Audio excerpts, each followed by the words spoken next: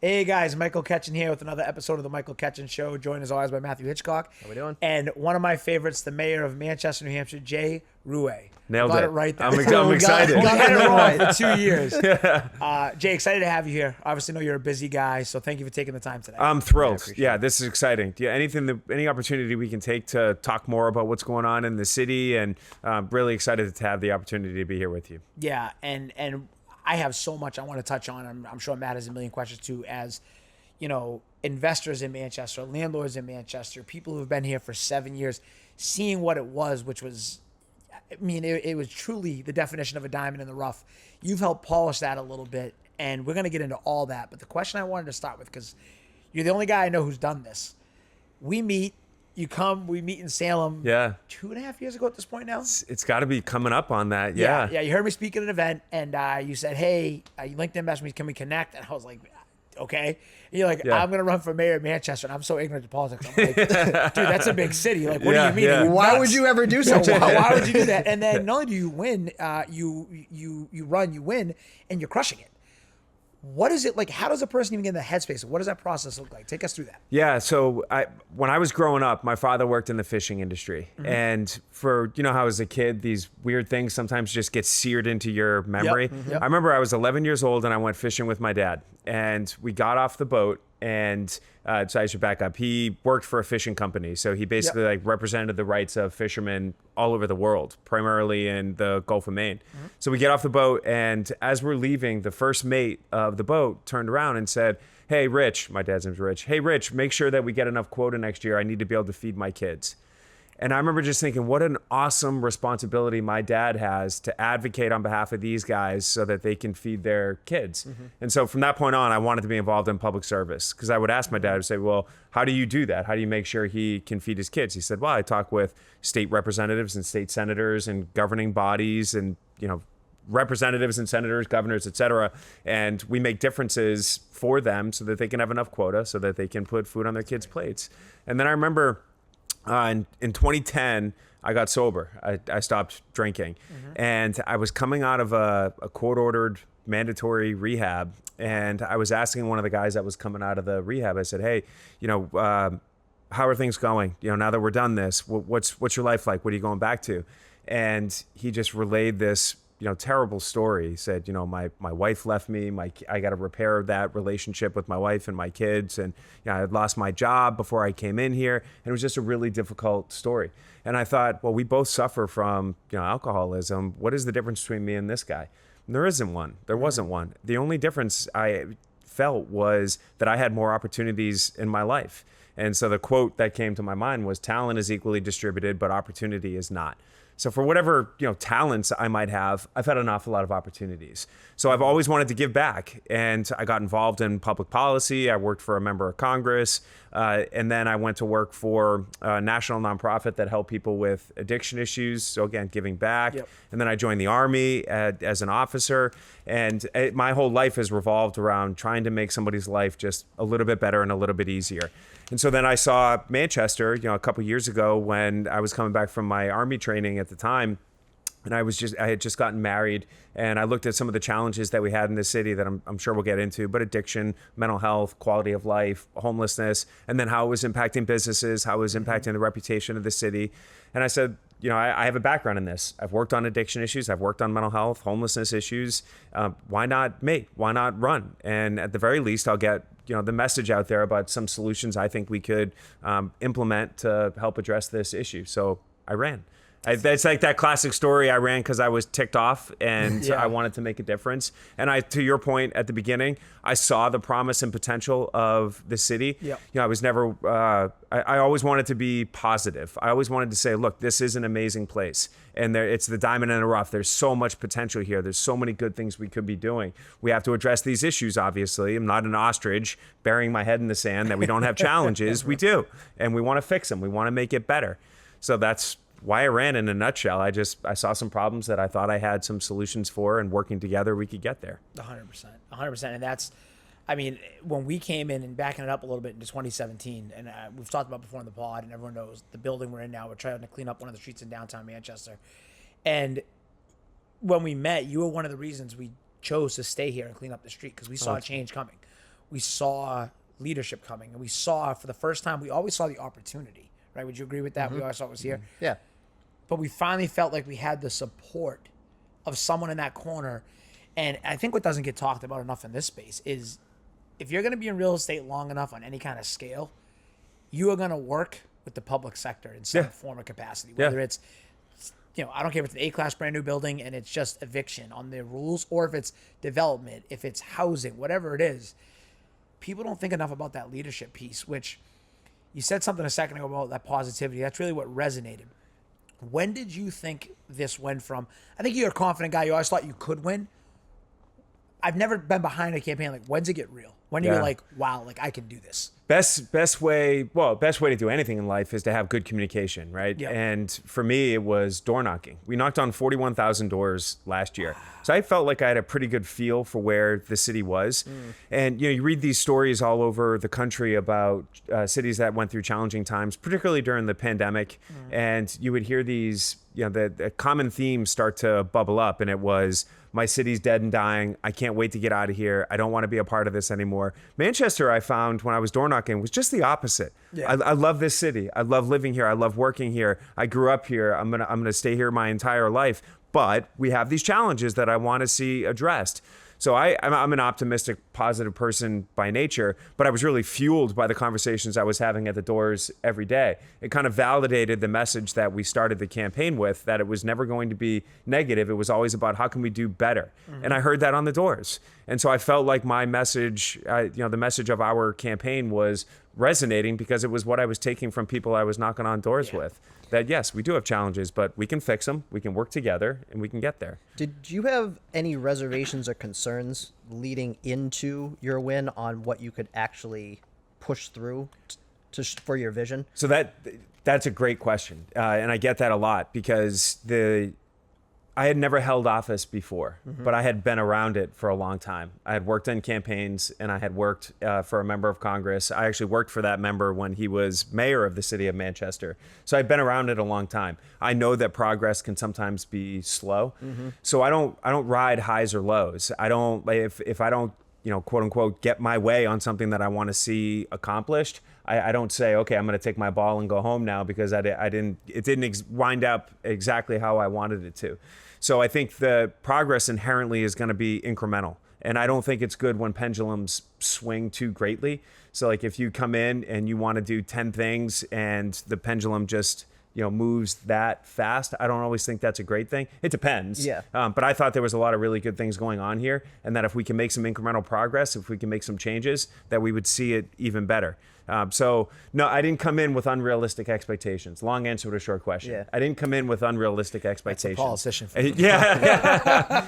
But I landed the plane though. You did. I didn't come in with unrealistic expectations, especially on things like homelessness and addiction and mental health. Those are not things that are flip of the switch kind of things. Yeah, of course not. Relapse is a part of recovery. Homelessness has a whole host of issues that could be underlying it. It could be employment. It could be transportation. It could be, I have a felony on my record and it's hard for me to get housing. And housing in general, I'm sure we'll talk about it, but we're going to get to that. We're saving that for the juicy stuff. Here's a great point about this. I was talking to a former mayor from Rockford, Illinois, and he functionally ended veterans homelessness in his city, and he functionally ended homelessness in his city, 2014 or so. And so I asked him, I met with him in my office, and I said, how did you do it? And he said two things. He said, one, we needed better communication and coordination with our community partners that were on the ground. And two, we needed more housing. And I said, I'm there. I get it. We all have got to be rowing in the same direction, and we've got to fix the affordable housing problem that we have. I said, what was your vacancy rate when you were doing this? He said about 6 or 7%. He said it was tough. And I said, ours is 0.6%. Yeah. So they had We don't feel 100% bad. Yeah, I more. know. Yeah. And he's a That's great why. guy. He did yeoman's work. He did God's work on earth. And all credit to him for the way he was able to make a difference. I think we have some added challenges in 2024 with the housing crunch that we all know we have in the state. Yeah, I will say though, and dipping our toe in the development side like we did with the Mission House next door and what we got going on here at 37 Manchester, what blew my mind, and again, this is a testament to you, was it reminded me a little bit when I was a teacher. If you actually show up and start taking action, Yeah. I feel like the tide will go with you. But no one wants to stand up and take that first step. Yeah. And you said something a second ago about, yes, we definitely have our challenges, but it's so interesting that I kind of just got confirmation from that door knocking story. Everybody wants it. They're looking for leadership. Yeah. They're looking for that visionary to drive it. And I think that's where you come in. How has that played to your time in office as you reflect on this first year? Is that leadership, that visionary? How have you seen that show up with those same people you were door knocking on? Remember the Titans? Yeah. The movie? That famous line where Julius, the linebacker, says to Gary Bertier, he says, "Attitude reflects leadership, Captain." Yep. To me, that's a huge part of whether you're a mayor or governor, CEO, executive, whatever. Attitude reflects leadership. So if you're going out every day and you're being negative or you're blaming others or you're saying, well, I could do this, but if only you did X, Y, and Z, that is a wet blanket on your initiatives. So for me, I'm always being positive and optimistic. It's who I am as a person anyway, but I also think that's a really important function of leadership. You know, what I always say is, look, I have goals. We have a goal, like being in the military, the conversation we had before. I have an end state. But how we get there is really of little consequence to me. I want to work to get to a goal, but however we can work together to achieve that promise, I'm all about it. So whatever that 30, 60, 90-day short-term, mid-term, long-term goals that we have to set in order to reach that overarching goal, everybody wants to end homelessness, right? Yep. How we get there, though, is going to be different in every community. So I guess, leadership style, you could say, is I want to be collaborative. This can't be a top-down kind of thing all the time. We've got to work with our community partners to get there. Yeah. And that's a perfect segue into what we do and the housing crunch. And I'm going to ask this question to you in a way that maybe hasn't been framed before, because I think sometimes it's where the best ideas come from. Money's not an issue. Zoning's not necessarily an issue. From your viewpoint, in this hypothetical, what helps solve this vacancy and this homeless crisis in this availability crisis, I should say, because it's not even just homeless. It's really affordability across the board. Yeah. You get a blank check. You get to do what you want over the next 2 years. How do we solve this together? What do you think that looks like?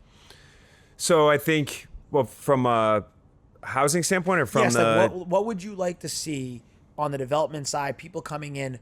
What opportunities do you think are there for Manchester on the housing side? I mean, the opportunities are endless to me. Yeah. We're in the middle of a zoning rewrite right Yep. now. It's the first time in over, I think 2001 was the last time. So it's been 23 years since we updated our zoning regulations. So when you go before the planning board or the zoning board, and you and I are pulling out, I guess, whatever remaining hair we have Matt's left. pulling out all the hair for all of us. Matt's got that covered. Yeah. But so reducing the regulations, reducing the burdensome regulations that we may have in the city that become prohibitive. I think there are a lot of the smaller scale developers that don't have 60, 70 grand to hire an attorney to go before the planning or zoning board to do it. So they're just going to go elsewhere if they can't meet the compliance that's necessary in the city. And the frustrating part is when, the vast majority of variances are granted, but you still have to come before it because we haven't fixed it on our end. Yeah. So I don't know that it's really a you problem more than it is an our problem with the city, yeah. that we've got to update our zoning ordinances and make this happen, which is why we're in the middle of doing that right now. And the hope is that by the end of the year, beginning of next year, the board of mayor and alderman votes on the suggested changes. And that, again, the collaborative piece to this. So we released our draft zoning plan in June, and then we went on a citywide tour and did town halls in every ward and got suggestions and feedback, made alterations. This is a very iterative plan to make sure we're balancing the need for more housing with people who may have bought their house 50, 60 years ago and don't want to see a multifamily or a duplex or a condo, or like you have to meet the needs of the city. So in the downtown where we are now, it makes sense to have more density. It makes sense to have more foot traffic. Does it make sense to have that in Ward 1, which is all resident or primarily residential? Probably not. Yeah. Right. So it's that balance. But to me, obviously the affordable housing is affordable for the tenant per se, but it's not necessarily affordable for the developer. The program or the development that we have up at the Pearl Street lot right now, 125 units, roughly $43 to $45 million to develop. Yeah. That's a great deal of money. Yeah. Right. So to me, if certainly the working with the state government and the federal government to say, look, this is the challenge that we have on the financing side. If you were to cut us a check, here's my promise. This is like the carrot and stick. if you want to send us money, we will redo our zoning ordinances so that we're not being prohibitive in that way and allowing for greater density. And then really it's kind of messaging that out to people like you all that Manchester's open for business. Let's find the right way to do this that's balancing the needs of the residents that are here with our huge housing crunch that we have, whether it's workforce development or on that affordable end, 60% of AMI, where we're capturing those people at $1,100 to $1,400 a month, like something that people can reasonably afford. Yeah, and that's where I go back to. And again, I like your vision. I've said it before. We can AMI and lie tech this to death, and we can get in the weeds. At the end of the day, it's a supply and demand issue. Yeah, and it's naturally going to basic correct economics. If I point people to Austin, I point people to Phoenix. If you overbuild, you're vacant. So Austin's vacancy rate, I think, is up to like 15% now. Okay, a couple years ago it was half that, but they bought on a ton of units. We're not necessarily huge. We can't do that, but to your point, I see that as an opportunity. The reason I brought that up is you said something a second ago. I want everybody to hear who hears this. And this is our home turf, and I'm saying it. Come on in. Yeah. Like, you have leadership that is open to development, because the one we did next door was 13 units. Mm-hmm. It took a year and a half. Yeah. In what is largely considered a capitalist, encouraging state, a landlord-friendly state, it still took a year and a half. There's a massive amount of capital and a massive amount of time and resources. So I think it's exciting to hear you in a leadership position saying, we identify the problem.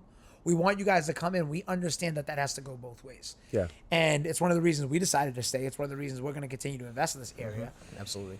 That does lead to the other issue, though, and I want to give you your kudos. And I don't know how in the weeds you can get or not, but I think you have a unique opportunity to be one of the leaders in the country on how we have successfully, and we're still doing it, handled a real issue around homelessness. Mm-hmm. You've partnered with organizations. I know you've led it from the front. I mean, you told me the numbers compared to what I thought the numbers would have been when you took the time to dig in and understanding what systems are in place.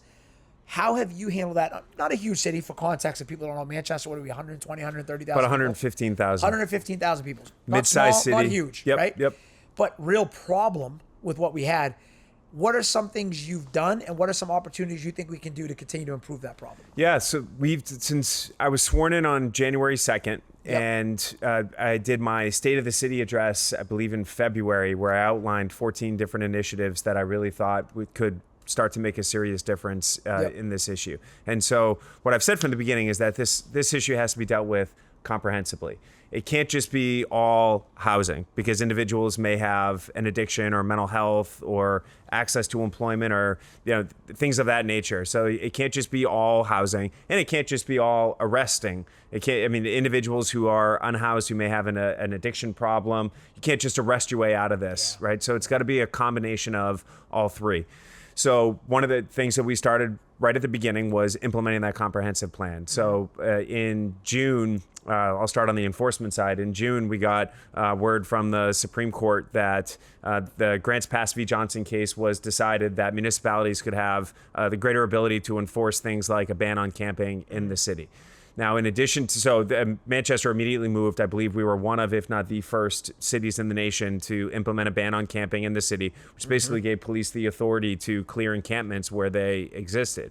Encampments are not good for the individuals that are in them, and they're certainly not good for the city that is then impacted, residents, businesses, visitors.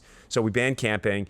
We also transferred $500,000 from a program that the city had been running that I didn't think was running as well as it could have been, and the money could be better spent. So we transferred $500,000 to the police department to do increased enforcement, paid for details in hotspots around the city where we were having problems with encampments. So we transferred $500,000 to the police department. I actually just put out a press release today on the updated numbers. So since July 12th, when those additional details came on, we've conducted 95 arrests in and around the city parks, most exclusively here in the downtown area, and issued 308 citations. Awesome. We've got to clean up our downtown area. Manchester's a safe city, but we can make it even safer. Yep. And having the added police to do that is imperative.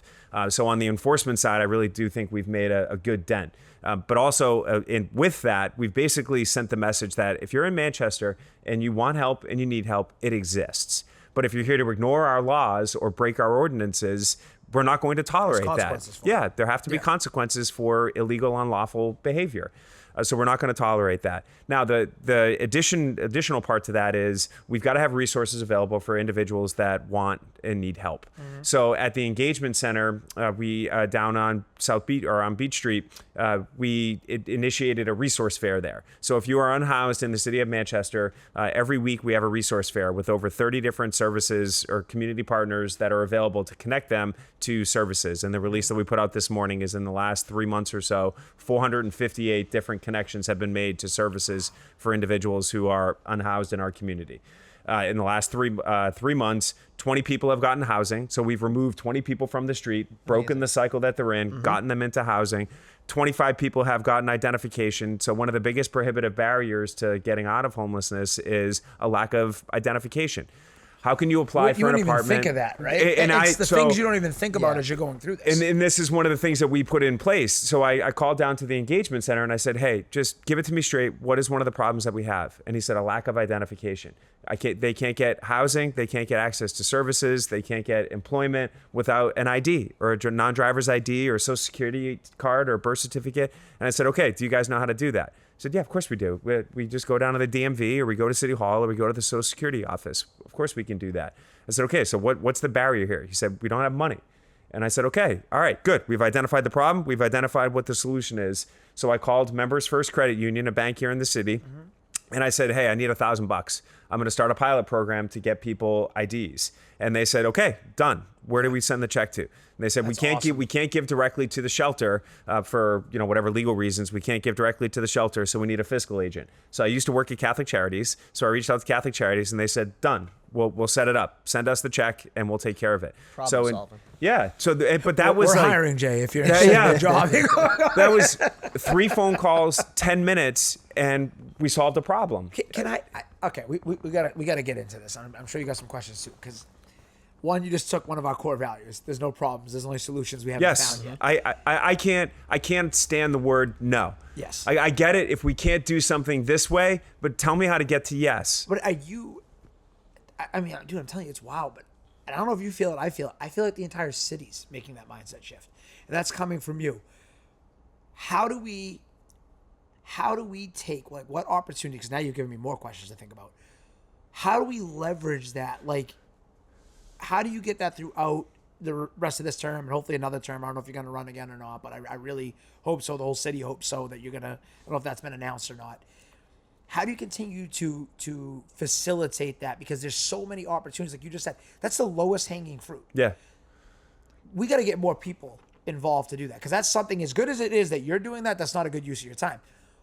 What does that look like, again, on the private sector? Like, how do we organize something and get people involved? Like as he's talking, I'm like, we'll give $1,000 to that. Well, yeah. Because we benefit. It helps the storefront. Yeah. Like, Well, also, we've been here for Manchester for how long? He's the first one to tell us about, like, over on Beach Street. We never knew anything about that. I had no idea. So this is why I think, again, it's twofold.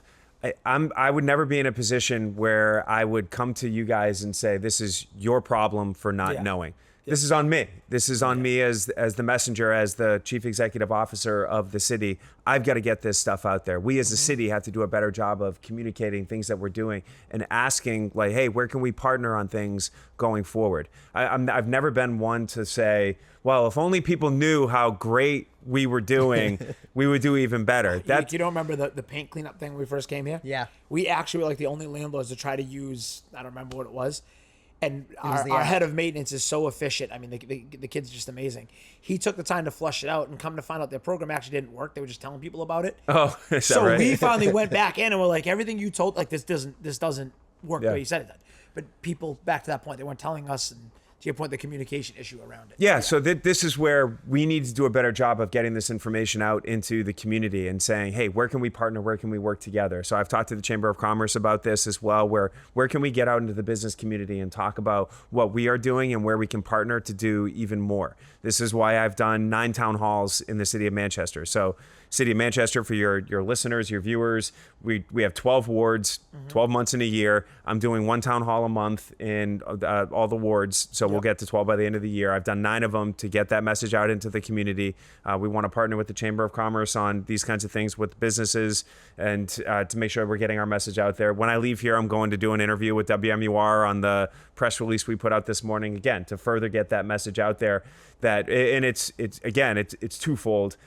We've not gotten out of this. We've not, quote unquote, solved this problem, but I do believe we are making progress, and here are the things that we need to do going forward to make a difference. And I would say I'd love to come back in another month or so, because next week we have 2 big announcements that we're making as well on some additional programs that we're going to be implementing. That would be great. We will definitely have you 100%. back.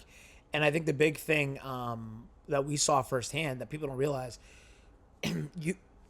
you have to be a walkable city to have a thriving economy in that city, in that downtown. It was getting to the point a couple of years ago where businesses were starting to close up shop and owners were pulling out. And the night that we went to speak with all the other landlords, all the other business owners, Right. you had legacy businesses in Manchester that were like, if this doesn't get better, I got to leave. Right. That's scary stuff. That is the tide that I feel is coming back, because it's as great as Manchester is. It's an economy. You need outside visitors. We have great restaurants. We have great bars. We have great amenities. We have great things going on. Some of the parks. If you don't come up to see that because you're not safe, because you're not the encampment, Right. it's not about, and I think sometimes it's not a hot button issue, and you said it so well. It's not about, hey, we're just going to move somebody because they're breaking a law. It's, here are the resources and we'll help you, but you're going to play ball. You're not going to dictate the terms. Right. And I think it needs to be that combination. So I said it in an interview last week that I don't believe that an effective strategy is just leaf blowing people around the city. That is not going to solve the problem. We need to address the underlying drivers of homelessness if we are going to ultimately solve this. Accountability has to be there. Law enforcement has to be there. It's not the end all be all though, because you could just be arresting somebody and then they're out on the streets 12 hours later. That is not the way to go. We have got to break and address the underlying drivers of it. So I want to provide that choice.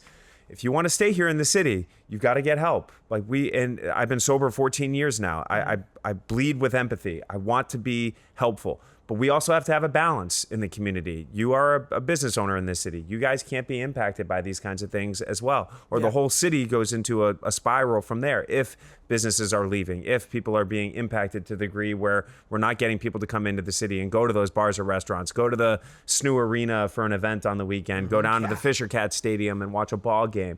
There's zero reason why Manchester shouldn't be the best mid-sized city in the United States. Oh, I mean, the walkability, all the bars, restaurants, the breweries. We got another brewery. I just shout saw. out to our buddy Mike over at Hometown Coffee. Gonna have him on in a couple of weeks, but he's gonna be opening up. He gave me a little walkthrough yesterday. Nice. Soft Very cool. opening. He's fantastic. Unbelievable. Great guy.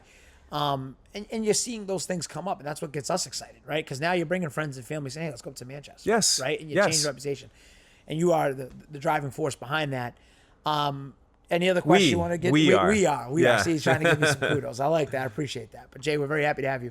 Any other questions for him? No, I just appreciate a lot of the good work that you've been doing. Keep it up. I mean, we definitely have seen a huge change. I mean, how much poop were we spraying off of like the back of our like buildings and stuff have no idea. every day? And You're now, not even a real landlord until you have to remove human feces. That's like your trial by fire. exactly. So But yeah, we've definitely noticed the change. Well, and that's for one of the sure. reasons why we did the Street Plus cleaning crew, because that was one of the things I heard all the time on the campaign last year was we've got to clean up the downtown. So needles, just everything, and it's that's easily doable. And they're not so we have a Street Plus for your viewers, for your listeners. We have a seen them Street go Plus by a downtown bunch, cleaning crew that goes through and does all of that. This is outdated now because we're 30 days past when we released the 30-day news update. But in just the first 30 days, and it's been about 2 months now, they picked up 3,500 pounds of trash in and around the downtown area, 52 needles and 34 piles of waste. Do we? Where do we see? So I know you guys are doing a news release, but like ideas just here live on the podcast.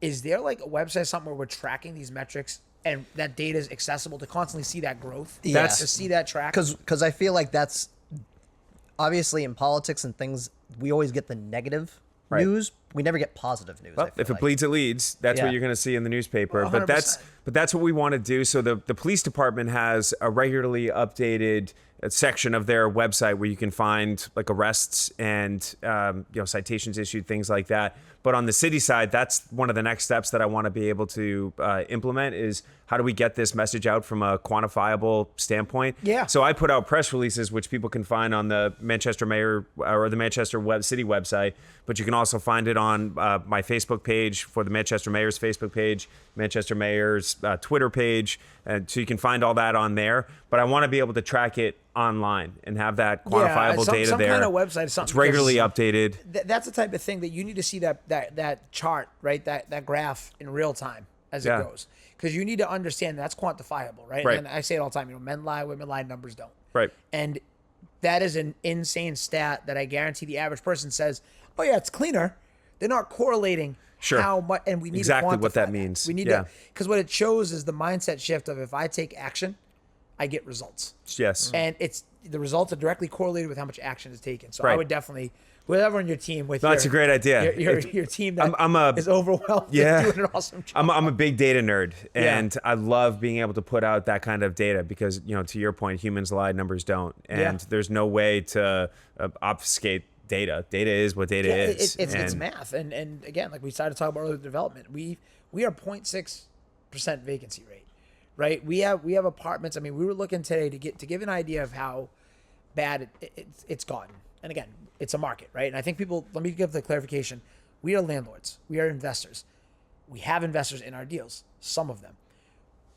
We have a fiduciary responsibility. Absolutely. We don't play the market, right? We don't. We tell people all the time when we buy a building, like people say, "Oh, you raise the rent so much." Well, actually, hold on. All that means is your rent was suppressed for however long the old landlord did it. Where property taxes are up, insurance is up, all these costs, And the property's been neglected. Yes, Right. But the capital. So we just go to the market. Now markets go up and down. With that said, though, if you're going to come in and you're going to build and you're going to provide this 0.6% vacancy, we have seen just since we've been here in 7 years. Rents have increased, I want to say, almost 60%. That's wild. In 7 years. Yeah. The building we're in right unsustainable. now, when we first bought this building, we were renting these studios out for $1,000 a month. Mm-hmm. We are now getting upwards of $1,550. That's wild. It's Yeah. not sustainable. Yeah. I mean, I'm finding we did it to give some real world numbers and context. There's a site we track, apartments.com. We track it all the time with CoStar data. Yesterday, there was 1,009 or whatever, one bedroom apartments available, something like that. I filtered it. It might have just been apartments. I remember it was one bedroom up. I filtered it to $1,500 or less because we're looking at one of our listings. The number went down to 39. Yeah. 39. Now, here's the problem. They don't talk about this. Of those 39, I'm willing to bet the majority of them have income restrictions where most people can't even apply for those 39 because they don't fall in that bucket. So we're pricing out the workforce housing. So the last thing that I'll kind of put you, Johnny, in the spot here. You mentioned something earlier I thought was an interesting opportunity. I saw in the master plan. I don't know if you could touch on this or not. I loved, and I haven't seen other cities do this. I know we've got some properties we've auctioned off, some cool stuff you're doing. Is there an opportunity coming with these tiny homes, these ADUs, some of the smaller multifamily, and some of these residential neighborhoods around zoning? Are you guys looking at the type of stuff to get in the smaller landlords to expedite the process and build a community on the housing side? Yes. So on the ADU side, that is one of the components that's within the zoning rewrite that we're doing right now, moving towards. I had a zoning ordinance that I wanted to pass earlier this year, and I think we're ultimately just going to roll it into the ombud zoning rewrite, but to make ADUs by right. Yep. So allowing for, specs. I mean, it's not going to be the Wild West. You're not going to put a, 3,000 square foot ADU behind your. Somebody's going to try. 1,000. Yeah, right. So it's going to be well regulated. But instead of you having to come and spend money for the planning board to request this, it's going to be by right, assuming you meet the specs. Yep. But so yes, absolutely on that front. And for what was the second part of the question? What I liked that I saw in the master plan of the city was building. Oh, classic looking like quadplexes and duplexes that fit in those neighborhoods. Yes, and the 3D printing. So yes, to me, I went out to the 13 cities in the state of New Hampshire, and the 13 mayors, we regularly meet on a monthly basis, and then quarterly we try to get together in person. So the last one we did was out in Rochester, Dover area, and we got a presentation from a 3D printing company. There's actually a house going in on Kelly Street that's 3D printed, and it's gonna be there next year. So they'll do like the unveiling of it next year. Wow. But so there is property, there is some property left in the state, in the city that I've looked at and said, could we get together some developers and look at just doing like a 3D printed and think I know outside two the guys. box? I know two guys, Jack. Well, so I found an article, actually I think it was part of the presentation, but there was an article from a community in Texas that did 100 3D printed houses, and it's just in this neighborhood. I think it was either workforce or it was homelessness specific, one of those. Know the article, yeah. But I said, to hell with whatever's bigger in Texas. I want to do 101 here in the city of Manchester and take a look at this opportunity, because we've got to be creative. We've got to think outside the box. Yes. You cannot be pro-business and not be pro-housing. When we have things like the Army grant coming in here, that's going to be 7,000 direct jobs, 37,000 indirect jobs. They're all going to be making, 75 grand to, six-figure salaries.